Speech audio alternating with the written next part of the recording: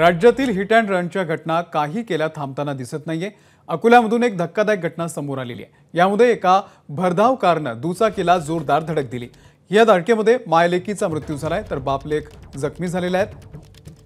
अकोला जिल्ह्यामधल्या राष्ट्रीय महामार्गावरच्या व्याळाच्या जवळ ही घटना घडलेली आहे। दुचाकीला धडक दिल्यानंतर कार चालक घटनास्थळावरून पसार झाला।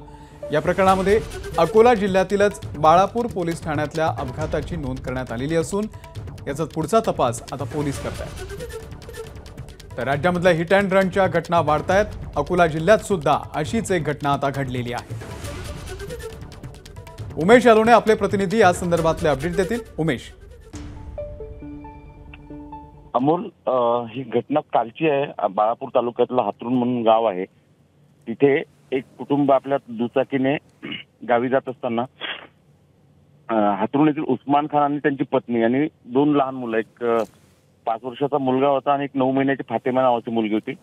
एका अज्ञात वाहनाने या दुचाकीला धडक दिली आणि यात त्यांची पत्नी जी आहे फातेमा यांचा जागेवरच मृत्यू झाला, तर लहान मुलगी जी आहे तिचा आज सकाळी उपचारादरम्यान मृत्यू झालाय। या घटनेनंतर पोलिसांनी त्या वाहनाचा शोध सुरू केलेला आहे। मात्र वाहनाची धडक एवढी जबरदस्त होती अमोल की त्या महिलेचा जागीच मृत्यू झाला। मात्र हिट अँड रनच्या घटना सातत्याने महाराष्ट्रात वाढत आहे। त्यामुळे या घटना थांबवत्या कशा येतील या दृष्टीने प्रयत्न होणं आवश्यक आहे असं म्हणता येईल। दीपक। ओके उमेश, धन्यवाद दिलेल्या या संपूर्ण माहितीबद्दल।